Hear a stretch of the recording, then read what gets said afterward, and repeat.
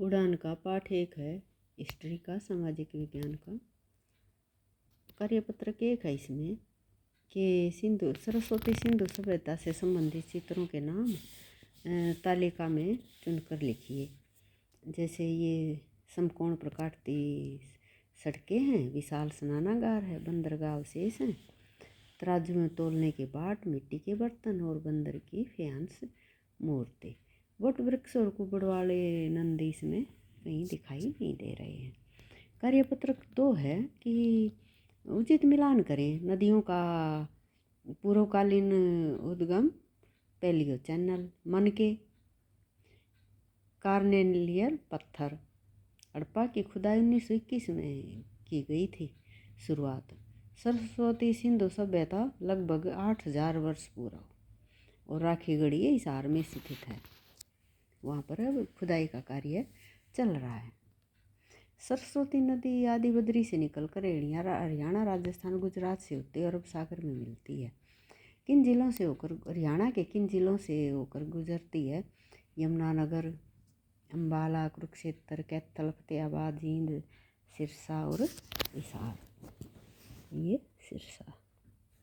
सिरसा और हिसार। और कार्यपत्र 4 इसमें दिया हुआ है। मानचित्र में निम्नलिखित स्थानों को दर्शाइए, जैसे धोलीवीरा, कालीबंगन, मोहनजोदड़ो, बनवाली वाला को। ये इन्होंने लिखा हुआ है इस पे मार्क करना है कि ये स्थान कहाँ पर है। रिक्त स्थान भरो। जैसे तांबा व टीन के मिश्रण से कांसा मिश्र धातु बनाई जाती है। 7000 वर्ष पूर्व मेरगढ़ में कपास की खेती होती थी। खिलौने मनोरंजन के खेल हैं। थैलों पर मोरबंदी के लिए मोर का प्रयोग किया जाता है। यहाँ पर एक मोर दिखाई गई है।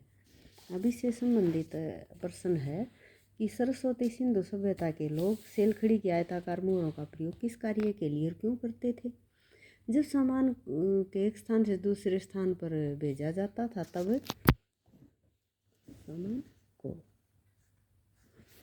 तब सेलखड़ी के आयताकार मोरों का प्रयोग यह जानने के लिए किया जाता था कि सामान में चोरी तो नहीं हुई, और फिर यदि उस सामान को निकाल लेंगे तो मोर अवश्य वहाँ से हटानी पड़ेगी। अतः पता चलता था कि पूरा सामान है। सरस्वती सिंधु सभ्यता का अंत 3900 वर्ष पूर्व हो गया था। आपके विचार से सभ्यता के नष्ट होने के कौन कौन से कारण रहे होंगे? नष्ट होने के कई कारण हो सकते हैं, जैसे बाढ़ आना, सूखा पड़ना, कोई महामारी फैलना या राजनीतिक अस्थिरता। आप किस आधार पर कह सकते हैं कि सरस्वती सिंधु सभ्यता के लोग देवी देवताओं की पूजा या धार्मिक क्रियाकलाप में भाग लेते थे?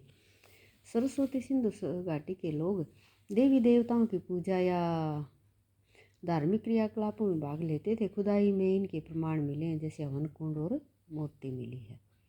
विश्व की सभी सभ्यताएं नदियों के किनारे पर ही पनपी हैं। ऐसा क्यों है? पानी के बिना जीवन संभव नहीं है। विश्व की सभी सभ्यताएं इन जीवनदायिनी नदियों के किनारे पर ही पनपी है। नदियों का पानी लोगों की पानी की आवश्यकता को पूरा करता है।